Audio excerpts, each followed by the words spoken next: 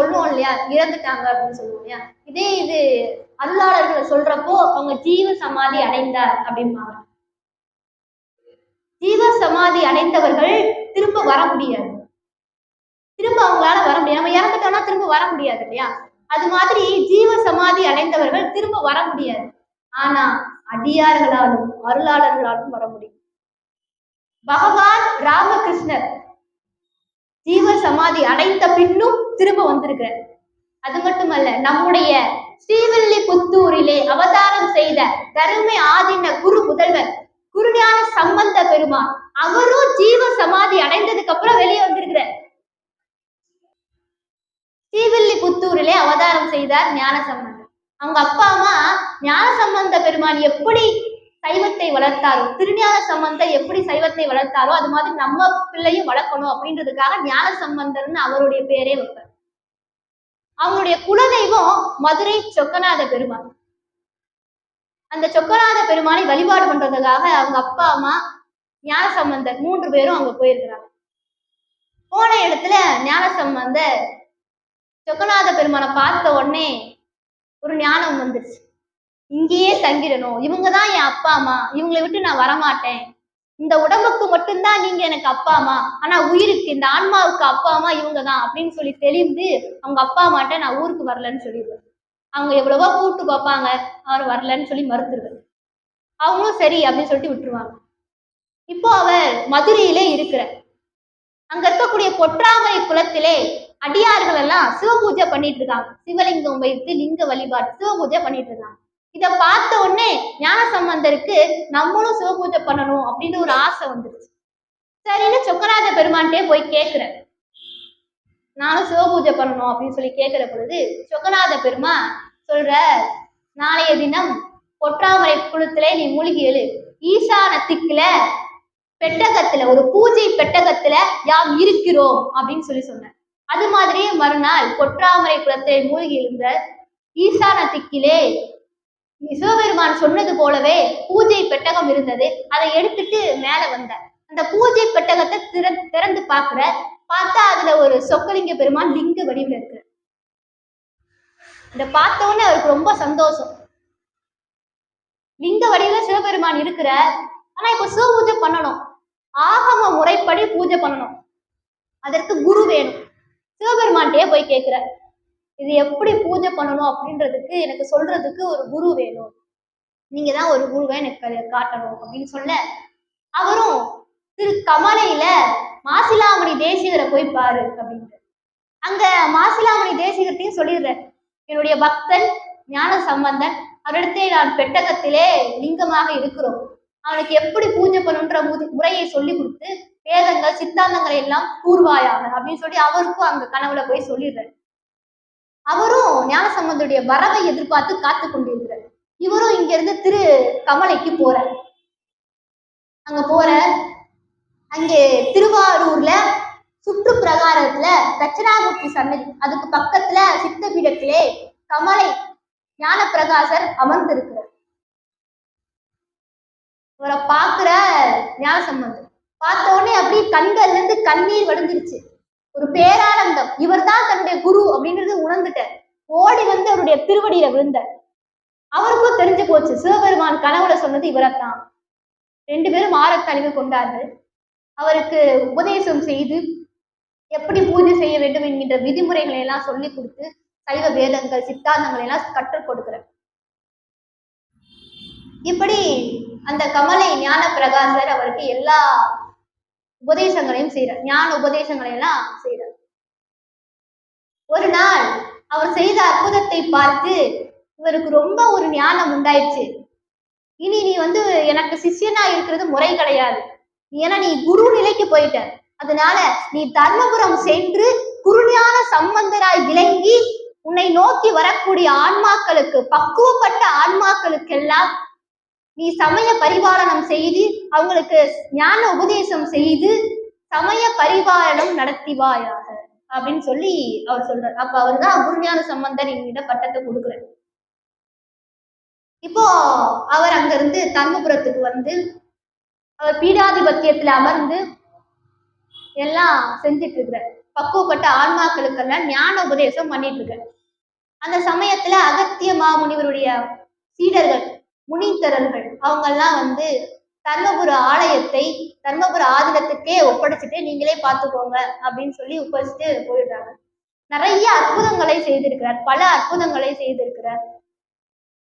ஒரு நாள் அவர் நாம் பரிபூரண நிலை அடைந்து விட்டோம், அப்படி நம்ம இறைவனுடைய திருவடி சேரக்கூடிய நேரம் வந்துருச்சு என்பதை அறிந்து தன்னுடைய சீடர்களிலே ஸ்ரீ ஆனந்த பரவசர் என்பவருக்கு அடுத்த ஒரு சன்னிதானமாக நிரூபித்து அவரை ஒரு பீடாதிபத்தியத்திலே அமர வைத்து இவரை 2வது சன்னிதானமாக நியமித்து அவருக்கு சமய பரிபாலனம் செய்வித்து இவர் சமாதிக்கு போயிடுறார்.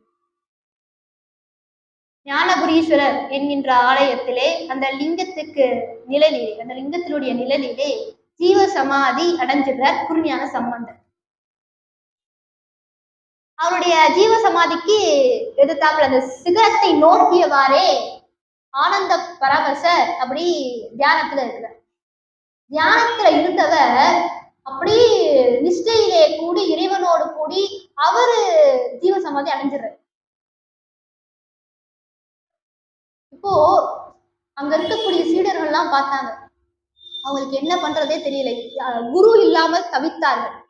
நம்முடைய தர்ம ஆதீன குரு முதல்வர் குருஞான சம்பந்தர் அவர்கள் ஸ்ரீ ஆனந்த பரவசரை குருவாக 2வது சன்னிதானமாக நியமித்து சமய பரிபாலனம் செய்வித்து சென்றார்கள். பீடாதிபத்தியத்தில் அமர வைத்து விட்டு சென்றார்கள்.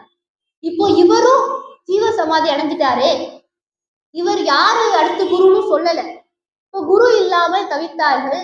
இந்த என்ன அவங்களுடைய நிலை, ஒரு குரு இல்லாமல் அப்படிப்பட்ட ஒரு நிலையாக என்ன செய்வது என்றே தெரியாமல் இருந்தார்கள். எல்லாரும் போய் குருஞான சம்பந்தருடைய ஜீவ சமாதி முன்னால நிக்கிறாங்க. குருஞான சம்பந்த கும்பிடுறாங்க, பெருமானே நீங்க ஆனந்த பரவசரை பீடாதிபத்தியத்துல அமர வச்சுட்டு போனீங்க, இப்ப அவரும் ஜீவ சமாதி அடைஞ்சிட்டாரு, இப்ப அடுத்த குரு யாருன்னு இல்லாம குரு இல்லாம நாங்க தவித்து கொண்டிருக்கிறோம், நீங்க தான் வந்து எங்களுக்கு ஏதாவது அருள் செய்யணும், வழிகாட்டணும் அப்படின்னு சொல்லி அத்துணை சீடர்களும் குருஞான சம்பந்த பெருமானுடைய சமாதி முன்னால நின்று வேண்டாங்க.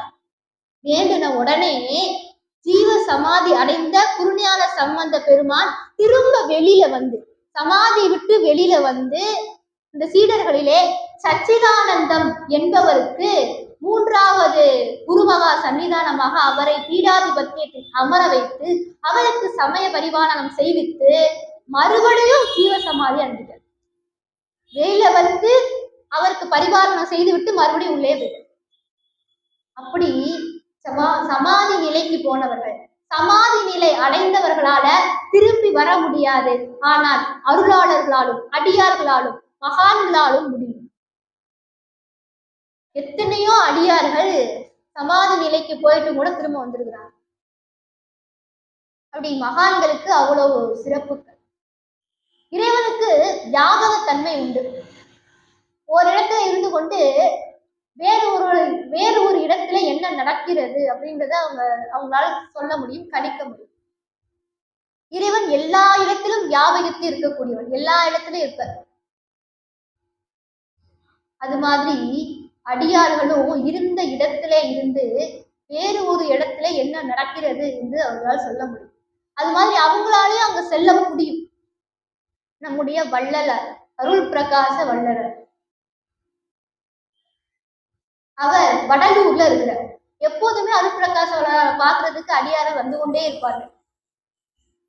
இப்போ அவர் கூட இருக்கக்கூடிய அடியார்கள்லாம் சொல்றாங்க வள்ளலாருக்கு, சுவாமி நாளைக்கு ஆடி திருமஞ்சனம் சிதம்பரத்துல பூஜை விசேஷமா நடக்கும், நாளைக்கு நம்ம சிதம்பரம் போகணும், இன்னைக்கு ராத்திரி நடந்தாதான் மறுநாள் காலையில அங்க போய் சேர முடியும், பூஜையை பார்க்க முடியும். எல்லாரும் முன்னாடியே அடியார்கள் அத்தனை பேரும் சொல்லிடுறாங்க. அவரும் சரி போகணும்னு சொல்லிடுறாரு. இப்போ அடியார்கள் ஒவ்வொருத்தரா வந்து வள்ளலாரும் பார்த்துக்கிட்டே இருக்காங்க. நேரம் ஓடிக்கொண்டே இருக்குது. நேரம் தாண்டிருச்சு, நேரம் பொழுது விழுந்துருச்சு.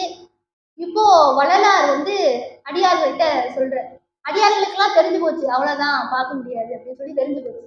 அடியார்கள் அத்தனை பேர்ட்டையும் வள்ளலார் சொல்ற, சிதம்பரம் ஆணி திருமஞ்சனம் பார்க்கணும்னு சொன்னீங்களே, வாங்க போவோம் அப்படின்னு சொல்லி கூப்பிடுற. அடியார்கள்லாம் பார்த்தாங்க, சுவாமி இப்ப அந்த பூஜை நடந்துட்டு இருக்கும் சுவாமி, இனிமே நம்ம அந்த காலத்துல நடந்துதானே போகணும், நம்ம எப்ப நடந்து அங்க போறது, அதுக்குள்ள பூஜையே முடிஞ்சு போயிடும் அப்படின்னு சொல்லி எல்லா அடியார்களும் சொல்றாங்க. அப்போ வள்ளலார் சொல்ற, அதெல்லாம் இல்ல, வாங்க போவோம் அப்படின்னு சொல்லி கூப்பிடுற. அந்த வடலூர் அந்த சபையிலே ஒரு அறையில ஒரு திரை இருக்குது. வாங்கன்னு சொல்லி எல்லாரையும் கூப்பிடுற, வாங்க வாங்கன்னு சொல்லி கூப்பிட்டு அந்த திரைய இந்த பக்கம் தள்ளுற. திரைக்கு தாண்டி வாங்க அப்படின்னு சொல்லிட்டு இந்த திரையை அப்படி தள்ளி வெளியே உள்ள கூப்பிட்டு போற. உள்ள போறாங்க, பார்த்தா அங்க திருமஞ்சன் நடந்துட்டு இருக்கு சிதம்பரத்துல. இப்படி திரைய இப்படி எடுக்கிற, அங்க சிதம்பரத்துல திருமஞ்சன் நடந்துட்டு இருக்கு. எல்லாருக்கும் ஆச்சரியம். இருந்த இடத்துல இருந்தே சிதம்பரத்துக்கு கூட்டிட்டு போயிட்டார் அத்தனை பேரும் ஆணி மஞ்சனை பாக்குறதுக்கா. அப்படி இதை அருளாளர்களால மட்டும்தான் செல்ல முடியும். அவர்களால் இறைவனால தான் இருந்த இடத்துல இருந்து எல்லா இடத்துக்கும் செல்ல முடியும். அது மாதிரி அடியார்களாலும் செல்ல முடியும். இப்படி எத்தனையோ அருளாளர்கள் எவ்வளவோ அற்புதங்கள் எல்லாம் செய்திருக்கிறார்கள். திருமூலர் திருமந்திரத்துல சொல்லுவார், சிவனோடு ஒக்கும் தெய்வம் தேடினும் இல்லை அப்படின்பார். அவனோடு ஒப்பார் இங்கு யாவரும் இல்லை. சிவனுக்கு இணையான ஒரு தெய்வம் எங்க தேடியும் கிடைக்கல, அவருக்கு ஒப்பானவங்க யாருமே இல்லை அப்படின்னு சொல்லி திருமூலர் திருமந்திரத்திலேயே சொல்லி இருக்கிறார். ஆனா நம்முடைய சிவபெருமான் அவர் திருவாரூர்ல சுந்தரமூர்த்தி சுவாமிகள்கிட்ட சொல்றார், எனக்கு ஒப்பானவங்க இருக்கிறாங்க அப்படின்ற. சுந்தரமூர்த்தி சுவாமிகள் அப்படி கழுத்துல மாலையெல்லாம் பூ மாலையெல்லாம் போட்டுட்டு நிறைய அணிகலன்கள்லாம் அணிந்து கொண்டு செவ்வாது வாசனையோட நெத்தி நிறைய திருநீர் பூசிக்கொண்டு ருத்ராசம் தரித்து கொண்டு திருவாரூருக்கு வர. அங்கே தேவாசிரிய மண்டபம், அந்த மண்டபத்திலே அத்தனை அடியார்களும் உட்கார்ந்து இருந்தார்கள். அவங்கள பார்த்துட்டு அவர் நினைச்சார், இவங்கெல்லாம் ரொம்ப பெரியவங்க. ஏன்னா அடியார்களுக்கு ஒரு சிறப்பு இருக்கிறது, என்னன்னா தன்னை யார் வணங்கினாலும் அவர்களை திருப்பி வணங்கக்கூடியவர்கள் அடியார்கள். தன்னை வணங்குவது சிறுவர்களாக இருந்தாலும் சரி, அவங்கள திருப்பி வணங்குவாங்க. சுந்தரமூர்த்தி சுவாமிகள் பார்த்தார், இவங்கெல்லாம் ரொம்ப பெரியவங்க, இவங்களை நான் வணங்கி அவங்க என்னை திருப்பி வணங்கிட்டாங்கன்னா அப்படின்னு சொல்லிட்டு நேரா உள்ள சிவபெருமான பார்க்க போயிட்டார், தியாகராஜ பெருமான். அந்த தேவாசிரிய மண்டபத்துல அடியார்களோடு விரல் மீண்டர் அப்படின்றவர் அமர்ந்திருந்தார், கேரளத்துக்காரர். அவர் இதை பார்த்தோன்னே அவருக்கு ரொம்ப கோபம் வந்துருச்சு. யார் இது? அடியார்களை மதிக்காம நேரா சிவபெருமான்கிட்ட கும்பிடுறதுக்காக போறானே, அடியார்களை மதிக்காம ஆண்டவன்கிட்ட நேரா போறானே, யார் இவன் என்று கேட்கிறார். அப்ப பக்கத்துல இருந்த ஒரு அடியார் சொன்னார், இவர் சுந்தரமூர்த்தி சுவாமிகள் நம்பி ஆரூரர். ஓ, சுந்தரரா? அடியார்களை மதிக்காது நேர ஆண்டவன்கிட்ட செல்றானே, இனி இவன் அடியார் கூட்டத்துல இருந்து இவனை தள்ளி வைக்க, சைவ சமயத்துல இருந்தே இவர் தள்ளி வைட்டார். உடனே பக்கத்துல இருந்த அடியார் சொன்னார், அப்படியெல்லாம் இவரை தள்ளி வைக்க முடியாது, இவர் சிவபெருமானுக்கே தோழன். என்னன்னா, இப்போ ஒரு பெரிய ஒரு பணக்காரர் இருக்கிறார் வச்சுக்கோங்க, பெரிய ஆள், நல்ல ஒரு செல்வாக்கு உடையவர். அவரை அந்த ஊர்ல உள்ள எல்லாருக்குமே தெரியும், அந்த ஊர்ல உள்ள அத்தனை பேருக்கும் தெரியும். ஆனா அப்படிப்பட்டவர் எனக்கு ஒருத்தரை தெரியும் சொன்னா அது எவ்வளவு பெரிய ஒரு கௌரவம். அப்படிப்பட்ட செல்வாக்கா இருக்கக்கூடிய ஒருத்தரை எல்லாருக்கும், ஊர்ல உள்ள எல்லாருக்கும் தெரியும் அப்படின்றது வேறு. ஆனா அப்படிப்பட்டவருக்கு ஒருத்தரை தெரியும் அப்படின்னா அது எவ்வளவு பெரிய கௌரவம். அது மாதிரி சிவபெருமான நம்ம எப்படி வேண்டுமானாலும் வழிபடலாம். அவரை தாயாகவும் தந்தையாகவும் நண்பனாகவும் எப்படி வேண்டுமானாலும் நினைத்து நாம் அவரை வழிபடலாம். சொல்லலாம், சிவபெருமான் எனக்கு ஃப்ரெண்டு மாதிரி, அவர் எனக்கு நண்பர் மாதிரி நம்ம சொல்லலாம். அது பெருமை அல்ல. சிவபெருமான் சொல்றாரே, எனக்கு இவன் சிவபெருமானுக்கே தோழன், நான் சுந்தரனுடைய தோழன் என்று சிவபெருமானே சொல்றாருன்னா அது எவ்வளவு பெரிய பெருமை. அப்படிப்பட்ட பெருமைக்குரியவர் சுந்தரமூர்த்தி சுவாமிகள். அதான் அடியார் சொல்றாரு, சிவபெருமானே இவரை தன்னுடைய தோழன்னு சொல்லி இருக்கிறார், இவரெல்லாம் சைவ சமயத்துல இருந்து தள்ளி வைக்க முடியாது அப்படின்ற. உடனே விரல்மீண்டர் சொன்ன, அப்படியா, அடியார்களை மதிக்க தெரியாதவனா இருக்கிறான், இவனுக்கு போய் அருள் புரிஞ்சாரே, இவரை போய் தன்னுடைய தோழன்னு சொல்லி இருக்கிறாரே, அப்படிப்பட்ட சிவபெருமானையும் தள்ளிவி அப்படின்ட்டு. எதுல இருந்து? சைவ சமயத்துல இருந்து.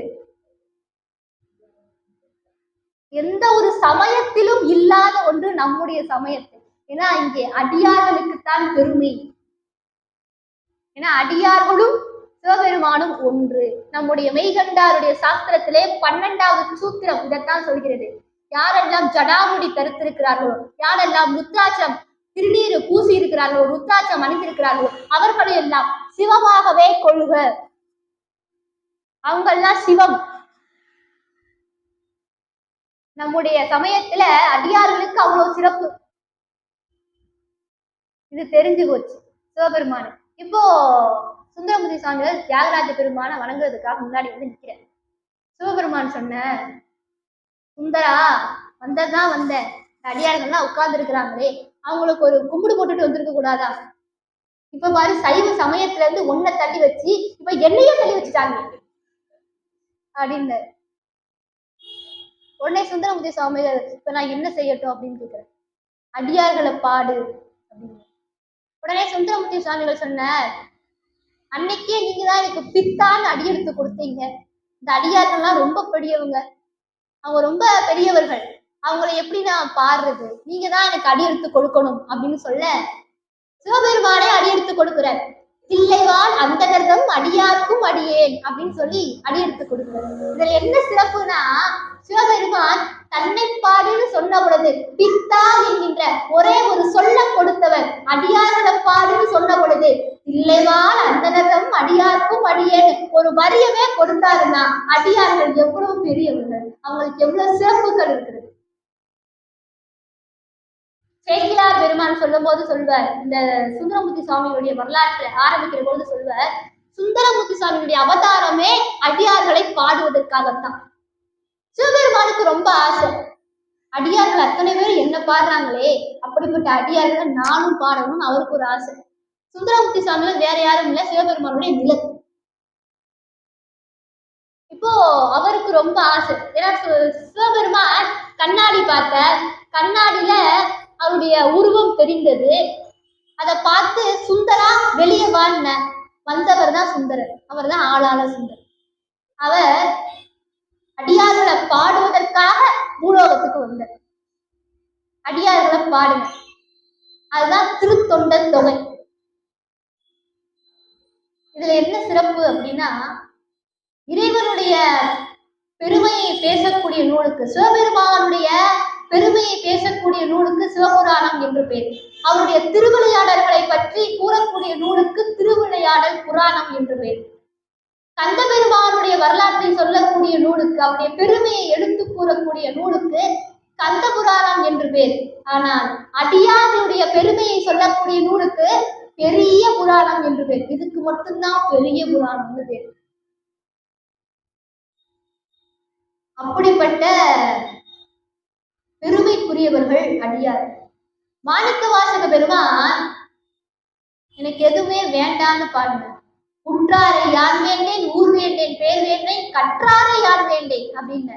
வேண்டேன் புகழ் வேண்டேன், செல்வம் வேண்டேன், மன்னும் பின்னும் அப்படின்னு சொல்லி எதுவுமே எனக்கு வேண்டாம் வேண்டான்னு பாடினவர் ஒன்னே ஒண்ணு மட்டும் வேணும்னு பாடினார்.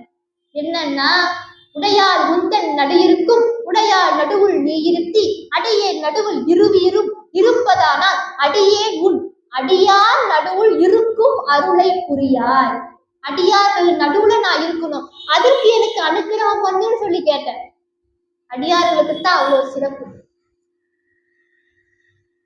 நம்முடைய அவ்வை பாட்டி, தமிழ் மூதாட்டி ஔவையார் சொல்றாங்க, இந்த உலகத்திலே பெரியது என்ன?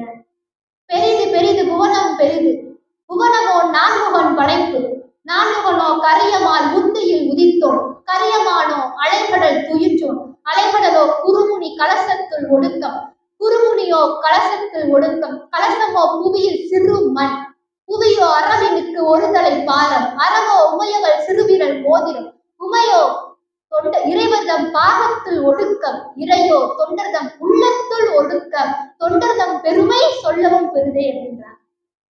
அப்படிப்பட்ட அடியாருடைய பெருமையை சொல்வதுதான் பெரியது என்று அவ்வை பாட்டி சொல்லியிருக்கிறார்கள். அப்படிப்பட்ட அடியாருடைய பெருமையை பற்றி இவ்வளவு நேரம் சிந்தித்தோம். சிந்தித்த அத்துணை பேருக்கும் அடியாருடைய அனுக்கிரகம் கிடைக்க வேண்டும் என்று மனதார பிரார்த்தனை செய்து கொண்டு இந்த அளவிலே நிறைவு செய்து கொள்கிறேன். திருச்சிற்றம்பலம். தென்னாருடைய சிவனை போற்றி, எண்ணாற்றவர்க்கும் இறைவா போற்றி. கலையாத கல்வியும் குறையாத வயதும் ஓர் கவடு வாராத நட்பும் கற்றாத வளமையும் குன்றாத இளமையும் கழு பிணி இல்லாத உலகம் கழியாத மனமும் அன்பு அகலாத மனைவியும் தவறாத சந்தானமும் தானாத கீர்த்தியும் மாறாத வார்த்தையும் தடைகள் வாராத கொடையும் தொலையாத நிதியமும் கோணாத கோடும் ஒரு துன்பம் இல்லாத வாழும் தூயனின் பாதத்தில் அன்பும் உதவி பெரிய தொண்டரோடு கூட்டில் கண்டார் அலையானை அருகிலும் மாதிரி தந்தையே ஆதி கடவுளின் வாழ்வே அமுதீசர் ஒரு பாகம் அகலாத சுகபாணி அருள்வாயி அபிராமியே அருள்வாயி அபிராமியே அருள்வாயி அபிராமியே தென்னாடுடைய சிவனையை போற்றி எந்நாட்டவருக்கும் இறைவா போற்றி.